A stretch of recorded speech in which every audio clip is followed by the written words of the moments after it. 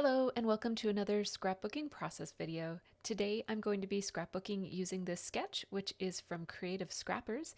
Here is where you can check out Christine and all of her beautiful sketches. The one that I have picked out today is actually one of three that I was potentially going to use. This is a layout that I created during a live stream with my Patreon supporters. This is the photo I'm going to be using, and what I did was I just allowed my Patreon members to decide which of those three sketches I would be using that night, and they had chosen this one. It was the majority rules for this one. I will definitely be drawing from the other two sketches on future layouts. So I'm really excited to be using this sketch because I love the idea of using lots of different strips of paper. I think that it's a really great way to use leftovers and scraps that you might have laying around your room. I am actually going to use new paper for this layout, but I do think that it's a really great way to use up some scraps. Now, when I say new paper, I really mean old because I'm drawing from a couple of different older collections here. So the first paper pad that you're going to see me look through here is an old Chamel paper pad. And I don't know when this is from, but it's not new, that's for sure. And the problem with this paper pad is that all of the patterns are fairly large scale, and where I'm going to be using small strips of paper, I thought I would want to use some tighter patterns, some smaller scaled patterns. So I right off the bat decided I probably will not be using the Chamel paper pad. And I'm thinking what I might do here is potentially use a piece of patterned paper for my background, or if I go with white cardstock for my background, then I'll probably want to do some mixed media on the back of it. I do have some pre-written journaling that I do plan to put on this page. I try to pre-write my journaling only when I'm live streaming, so usually I do it off the top of my head, but that makes for some pretty boring gaps in my live stream, so I tend to do it ahead of time. Now, I'm really falling in love with the idea of using a bolder patterned paper on my background. I used to do a lot of pages with fairly bold patterned paper as the background, and lately, meaning the past several years, I've been leaning more towards either cardstock backgrounds with mixed media on them or ledger paper type of grid or lined paper kind of backgrounds. So the idea of using that gray and white chevron really appealed to me. What I'm looking through right here is a hip kit from September of 2021, and right off the bat, the color scheme with that one didn't quite work with the papers that I wanted to use, so I put all of those embellishments back. And what I'm looking through here is the Pebbles Seen and Noted collection. This is from 2013, and in amongst it I did have a sheet of plain cardstock, and I also found that piece of ledger paper that came in that collection as well. So I thought I'm either going to go towards that chevron background, which, as I said, really appeals to me as a bit of a throwback to my old scrapping style, or I'm going to go with the white cardstock with mixed media, or I might use that lined paper. So I at this point I don't know which I'm going to use, but I'll just get started and see how that goes. Quick minute here to change my ATG. Took a bit more than that time in real life. This is sped up to about 4 times. So I did decide to matte this photo using this white cardstock. This doesn't mean I can't use white cardstock as my background, but I'm really thinking I'm probably not going to, so I'm just going to use this piece to matte my photo. And I like that look, particularly if I use this fairly busy background. I'll want a bit of breathing space around the edges of my photo. Again, I can't quite decide, so I'll leave both of those pieces of paper, but I'm leaning towards the chevron background at this point. Now, I have this glue to work with tonight. This is a new glue. It's from Simon Says Stamp, and it's called Craft Tacky Glue. And I really like how the lid on it seems to really close in on the very, very, very tiny hole in the bottom, in the end of that glue container. So this is my first time using it, so I'm not sure how it's going to hold up in terms of will it clog or not, but I really, really enjoyed using it for this project tonight, and I will let you know when the time comes what I like about it and why. So as you can see, I'm just going through the paper here. I have used this collection before, but I'm just going through it looking for some patterns that I'd like to use on those little strips. Again, that is the Seen and Noted collection from 2013. Again, I'm just looking one more time through the Chamel paper pad, and these patterns are way too big and spread out for me to really get a good sampling of them using just skinny strips. So I'm actually going to put that paper pad right back into its Ziploc bag and put it aside. I do have another Pebbles collection in the wings here that I'm going to draw from as well. Oh, I did take one piece of that Chamel paper. That's that one with a mint background and all the words on it. That one came from Chamel. And now I'm going into a second Pebbles collection. This one is the From Me to You collection, which is from 2012. And I found within that collection this almost like a chalkboard type of patterned paper. And what I really love about it is this outline around it, this frame. And I thought maybe I will use that frame on my background. I'm picking out any other patterned papers here that I think might make good strips. And again, this would be a really great way to use up scraps, or even some of those designer strips that come on the bottoms of papers that have a design on one side. This would be a really, really great way to use those. But I'm going to cut into new pieces of paper because I have no shortage of paper in my scrap room. Before I get to those strips, you see I have several patterns picked out there from both of those collections. That's the Seen and Noted as well as the From Me to You collection. Before I do that, I'm going to trim down the chevron paper that, again, that one came from the Seen and Noted collection from Pebbles. And I just measured it before I cut it. I'm not really great with precise measurements. I usually scrapbook just kind of eyeballing things. So I'm being kind of cautious here and deliberate in how I measure and trim this paper. There is another piece of it in the collection if I really needed it or made a big mistake. Now I'm going to trim down this piece of paper.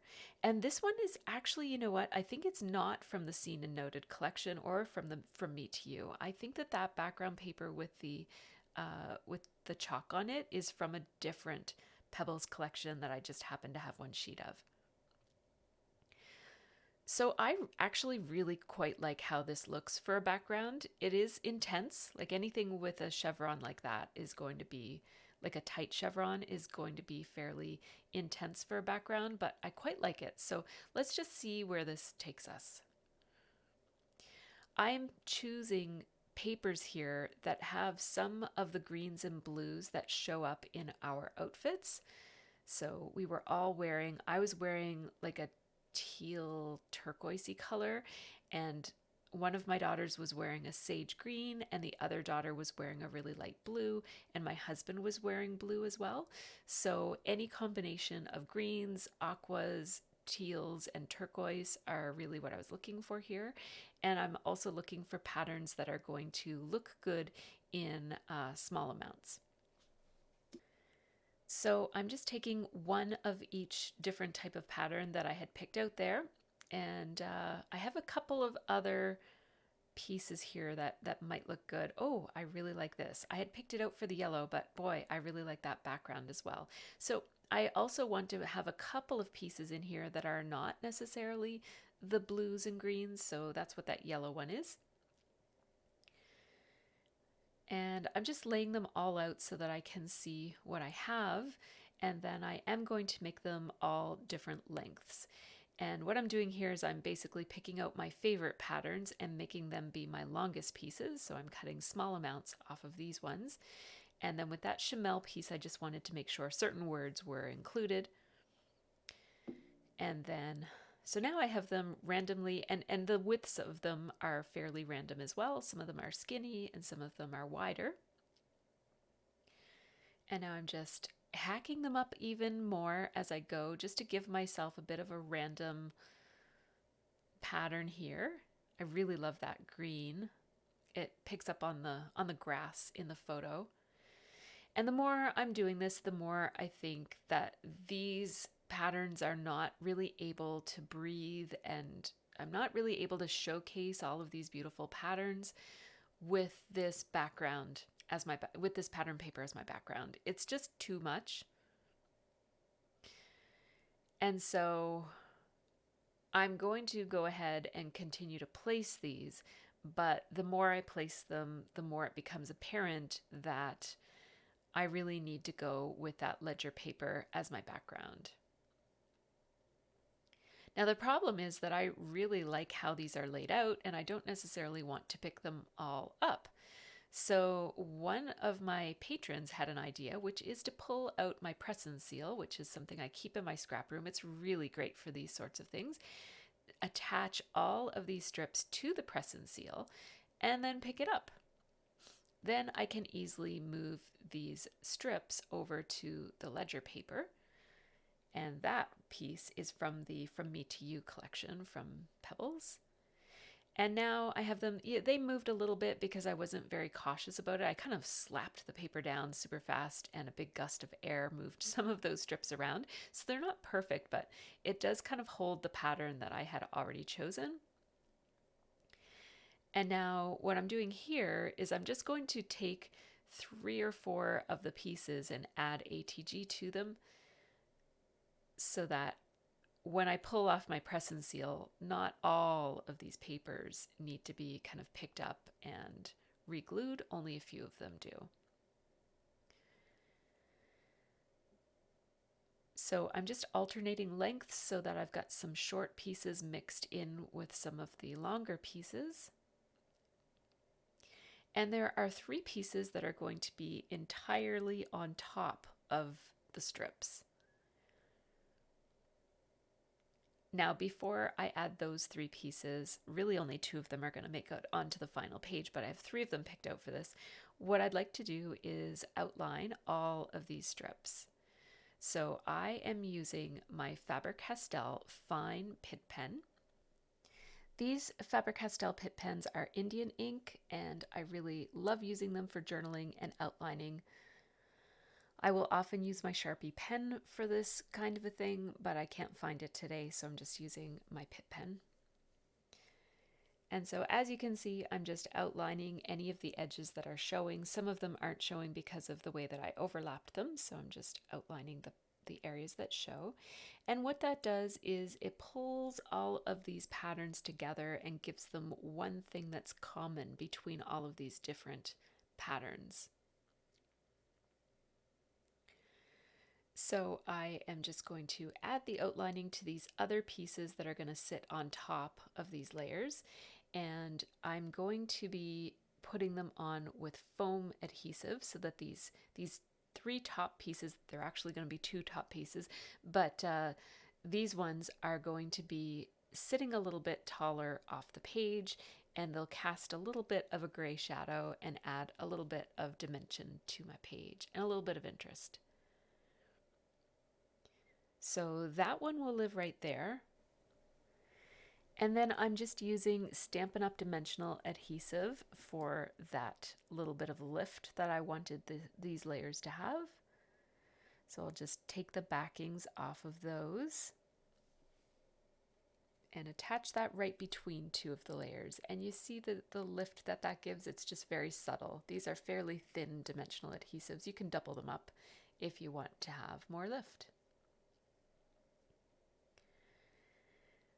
And so now that yellow strip is adhered, I'm going to, I like the contrast of adding this red strip instead of, I felt like that light blue or green one that I was thinking about using there was just too much of the same. There were too many bluey greens altogether.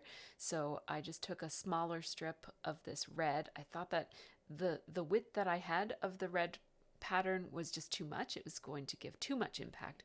This will just give it a little splash of the brighter red, which I'll pick up in different places. So there's already reds in some of those patterns that are showing, and I might bring in some embellishments to bring out that as well.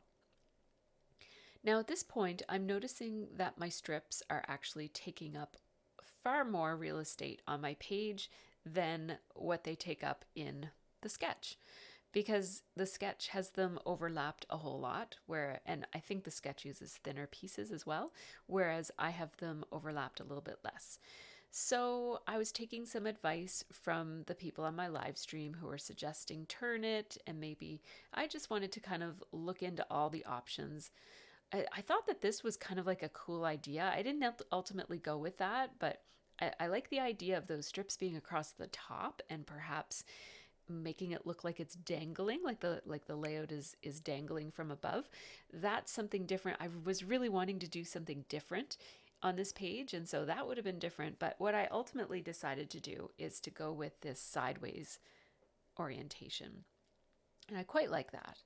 I know the image up there in the corner is covering the sketch, but you'll see it again towards the end. Now I'm just going to go across my room in a few minutes here and grab my die cut station, which is on a Rascog. So I'm just going to pull that over close to me. And one of the things that makes this video a little bit longer than some of my videos is that I'm going to custom cut a title using my alphabet dies. So here I have all of my alphabet dies, or most of my alphabet dies here, and I'm looking for a set that is small enough. Originally I was thinking about using one set, and then I decided it was too big, so I will put away all but two, and then I'll show you those. Yeah, so I'm trying to decide between these two Lawn Fawn ones for the first part of my title. My thought is that my title will be Banksford Style, and I don't know why, but that title just appealed to me. So that's what I want to do, and I think I want Banksford to be in block letters, and then I want Style to be in a stylized italic type of letter. So I've picked the Coles ABCs from Lawn Fawn as my block letter style, and I'm going to cut it out with some black. I have two different shades of black here, so I'll just make sure that I pick the same ones. And I was thinking about potentially cutting Style using this Echo Park die that is called a Script Alphabet die set. And so I'm thinking about doing that in a different color.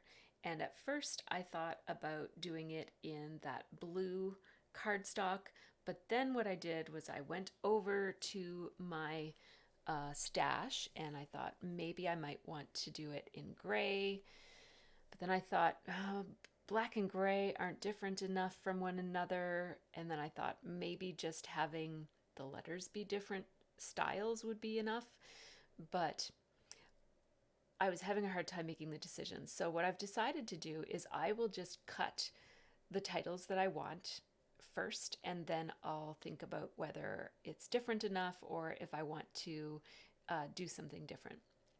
So since I have this piece of black cardstock out, I just thought I'll cut everything out of black first, and then I can always change my mind about the italic letters later on, or those cursive-y type of letters. I'm running it through 3 times because it felt like it wasn't quite tight enough. Like it didn't feel as tight as what I'm used to my Big Shot feeling, but it turns out it was fine. I wasn't sure if it was going to cut right without a shim, but it cut just perfectly. And so here I am just using my Stampin' Up paper piercing kind of tool to get the little pieces out so that I can piece together my title and just have a look at it and see how it's going to look. Now the end didn't cut properly, so I just had to run that through. Again, I'm still doing it 3 times. I don't need to do that. I just don't know it yet. So there. Now I have all of the letters that I need just to try this out and see if it's even going to work. This is a very labor-intensive title. So if you had letter stickers on hand, which I do have lots of letter stickers on hand, you could just pull off, find the right size and shape of letter stickers and just stick them on there. And that would save probably half an hour to 45 minutes of time off of your scrapbooking process. But there's something to be said for making things by hand. And I was, wanting to use my dies and look at how perfect they are. They're just the perfect size for this strip of paper. I didn't size it that way, but it just so happened that it worked out that way. And so I like how that's looking, but I do really want style to be in a different color and perhaps even also a different texture than what the Banksford is written in.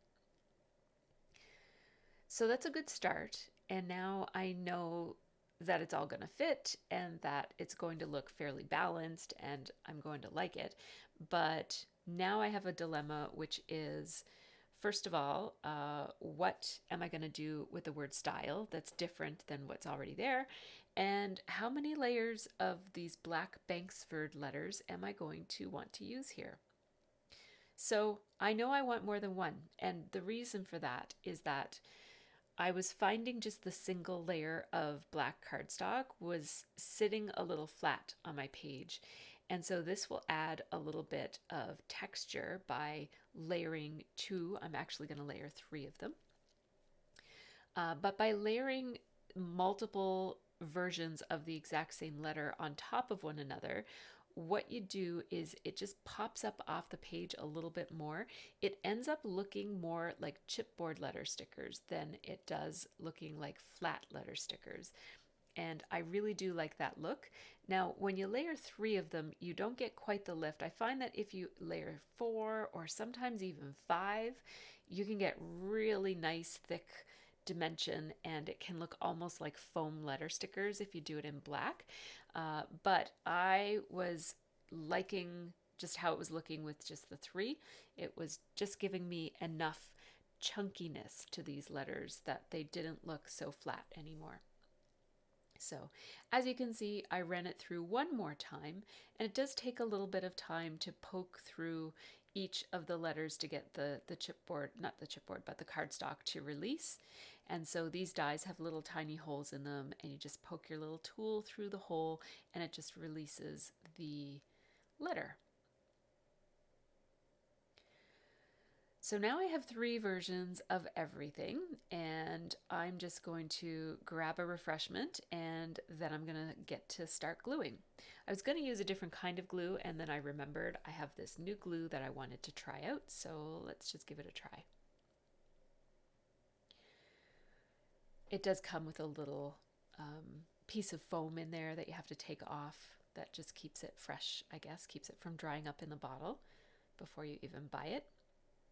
And so, as you can see, I'm just adding a small amount of that glue. It's very tacky, and I find that it dries super fast.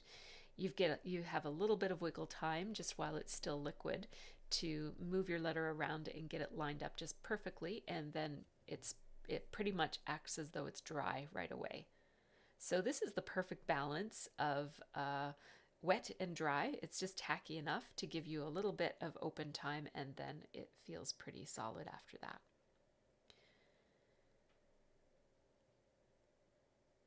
So at this point, I keep putting the glue bottle down right side up. And that means I have to do a lot of shaking to get the glue back down into the nozzle. So here I'm leaving it horizontal, so at least I don't have to shake it quite as much. But what I'm going to end up doing is using the lid of the bottle as a stand so that it holds the bottle upside down. And I don't know if it's designed to do that or if that's just my own little hack, but that's what I found worked the best for me. That way I don't need to waste time shaking it and tapping it and trying to get the glue down into the nozzle each time I use it. So the verdict for this glue is that I really, really love it. It is, as long as it doesn't clog, which I can't say because I've only used it once, but as long as it doesn't clog, this is my new favorite glue. If you were to try to use dry adhesive for this, you would have to line those letters up perfectly on the first try because you can't wiggle it around. So using liquid glue on this kind of an application is probably your best bet. And I find picking up each letter and then just using my fingers to squeeze it in all different directions so that the two layers just kind of come into line with one another is the best way to do it. I have always found that using my hands for me works way, way better than using tools like tweezers or any other kind of picker tools and that sort of thing. So this is the way that works the best for me. So there, I have the word Banksford and it's all triple layered now, and I really like it. Now let's see how it looks on the page. Yeah, that looks good. So now I have an idea for style. I have all of these felt samples and I have pieces of felt for each of these samples. This is merino wool blend felt and it's from Benzie Design, and you can find it at www.benziedesign.com, and that's Benzie, Benzie. You can see it right there on the page. I'm trying to decide which color will give me enough contrast from the pattern paper that's going to be behind the word style, but also maybe pick up on some of the colors and be different than black. So I ended up going with this peacock color. And I'm just going to run this through my die cut machine, which is still handy. And I ran it through multiple times because, again, my Big Shot feels loose. I'm not sure why. Maybe I'm remembering it differently because it's not loose. It cut fine. This wool blend felt is a very high quality felt. It's not the cheapest felt in the world, but boy, does it ever hold shapes really, really well. I used to use it quite often. I haven't pulled it out in a couple of years, but I really love this wool. It cuts so beautifully in the Big Shot, and it really does hold its shape from dies. So I highly recommend it. And I really like having the samples. You do have to pay for those sample sheets, which I was not too, like obviously I'd rather save money than spend money, but I do really like having the ability to just bring the samples over and choose my color and then just grab the sheet that I want. It just works well for the way that I scrap, and also the fact that I make videos. So yeah, check them out if you're interested in getting some good high quality felt. Now, I do have all of these letters already cut in black because I did that just as part of the sample. So my first idea was maybe I'll back these pieces of wool felt on the black pieces of cardstock that I already have. I mean, why not? I have the cardstock, right?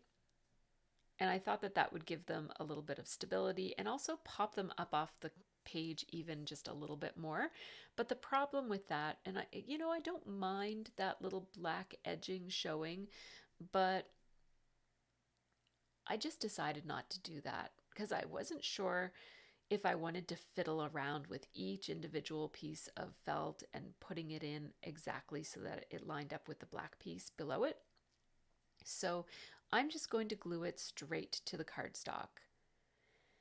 And with this quality felt, you can totally do that. It doesn't need any kind of cardstock backing on it in order for it to keep its shape, so why bother with that extra step? Goodness knows I've already done a lot of extra steps on this page, so we don't need to do more. And what I mean by that is just, cutting out all these letters for the word Banksford when maybe I could have found some thickers. I'm not sure I would have found the exact right size though. I didn't even look. I just felt like using my die cut machine and my dies, so I figured, well, we're here for the long haul. Let's just craft up some good letters. This layout took 3 hours to complete, and usually my layouts take about 2 hours. I would say that realistically, die cutting these letter stickers probably added about half an hour onto my scrapping time, because I think there was a good half hour of just chatting with people on the live stream as well. So not all of that hour was taken up by cutting letters, but a good portion of it was. So I just tried to make those letters be a little bit slanted so that not only is it cursive-ish, but it's also a little bit italicized. And now to have these pieces of felt pop up off the page even more, I am using another Pit Pen. This is a Faber Castell Pit Pen. This one is a brush tip, and the color is called Warm Gray 4, 273. And I got this in part, this came in a multi-pack of gray brush tip Faber Castell Pit Pens that I have on hand. I mostly have used them historically for art journal pages, but I've been pulling it out for my scrapbook and project life pages more and more these days. So here's another time that I'm using this pen. I particularly like this warm gray shade. It just gives those letters just a little bit more definition against that fairly busy background paper, that patterned paper with those little pinwheel flowers on them.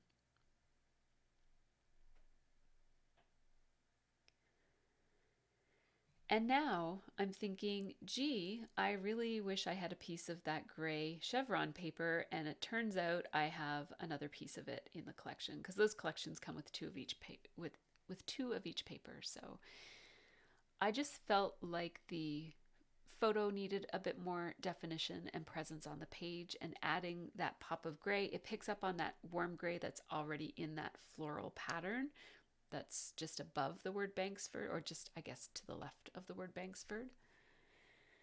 So it adds a little bit more of that gray. Now I'm just going to add a bit of dimension to the ends of each of these strips so that they look like they're peeling up off the page. And the way I'm doing that is just adding these dimensional adhesive pieces, but I'm not gluing them down. So I'm leaving the backing on it. So there you get to see how this layout is measuring up against the sketch.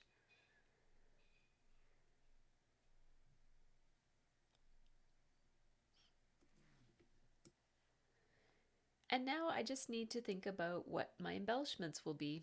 And when I have a layout like this that has so many different pieces of pattern paper on it, I usually like the pattern paper to be the main embellishment. So I will be minimally embellishing this one. I first have to think about, where is my journaling going to go? I thought about using one of those pieces from the Seen and Noted collection to maybe do some hidden journaling, but I don't really want this journaling to be hidden, so I decided to put my journaling right down here. It says, Jen and Adam's wedding was the highlight of our year. After all we and they had been through in the past 18 months, here we were, connecting with our friends, family, and celebrating the love of two amazing human beings. Such special memories. I am writing this with my fine Pit Pen. Again, it's that Faber Castell Pit Pen. And these felt tips for journaling, they come in 3 different sizes. They come in fine, superfine, and medium. And I typically use fine for most of my journaling, and sometimes I'll pull out superfine.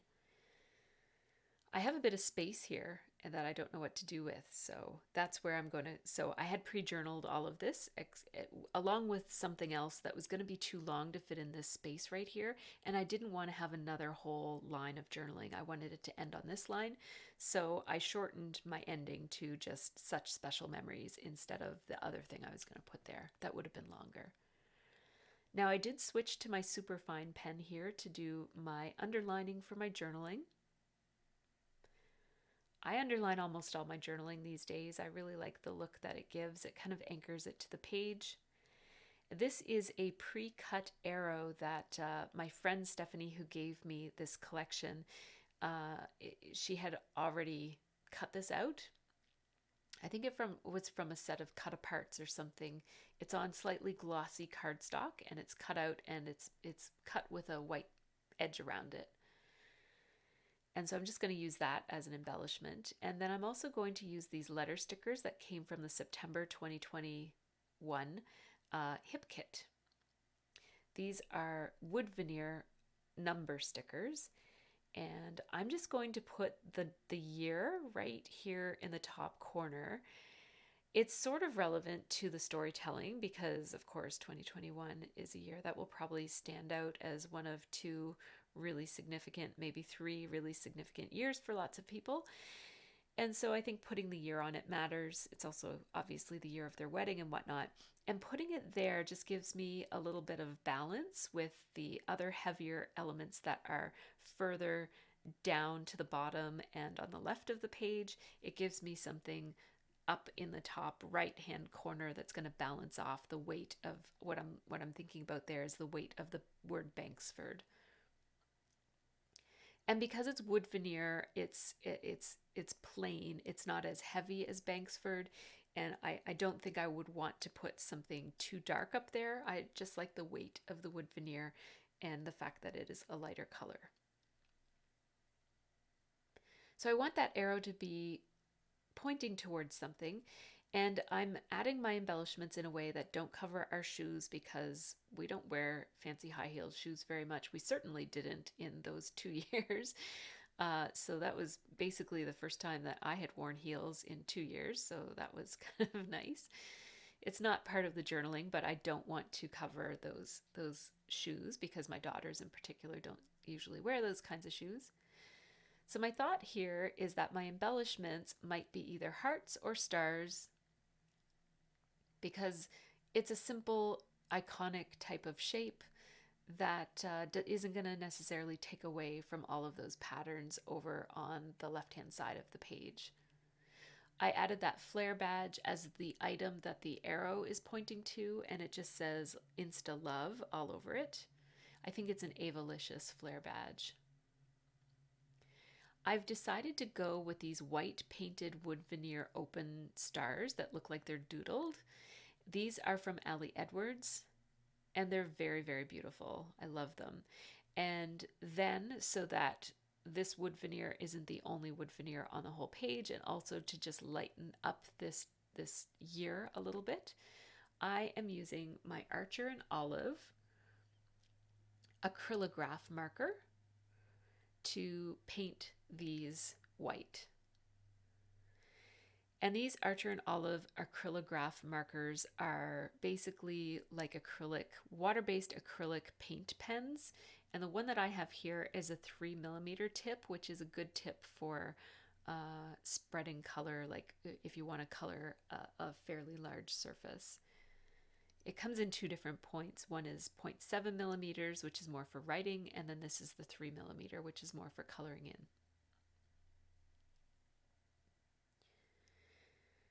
And so I'm really just going to put those two pairs of stars on either corner here of my photo. So in the bottom right-hand corner and in the top left-hand corner of my photo. So it just kind of frames in my photo a little bit. And they kind of disappear into the background, which is exactly what I wanted, where really most of what you can see from the stars and from the 2021 is the shadow that it casts. So that's a very subtle way to add some interest to a page. I'm just going to pop up this red arrow using those same dimensional adhesive dots that I used before. They're actually hexagons. So this is how this one came together. It's pretty much done now. I'll just show you that craft tacky glue one last time so you can get a good look at it. It's from Simon Says Stamp. It actually came in the most recent card kit that I got from them. So here is the final product and how this one looks. As you can see, those letters have just a tiny bit of lift. They really do look like black chipboard pieces. They remind me of those old basic gray black chipboard. And there is how the word style looks with that marker outlining on it. And all of those layers of really beautiful pebbles paper. Just so, so beautiful. And then there are those painted wood veneer numbers. And these are the Ali Edwards wood veneer that's already pre-painted. So there's the page. Before I go, I just want to give a really quick shout out to all of my supporters over on Patreon. It's people like Anne and Phyllis and Helen and Beth and Michelle who really help to keep me making these videos. So thank you so much to them. And thank you to you for watching this video. If you like this one, check out some of these other videos on my channel, and take care and have a really great scrappy week.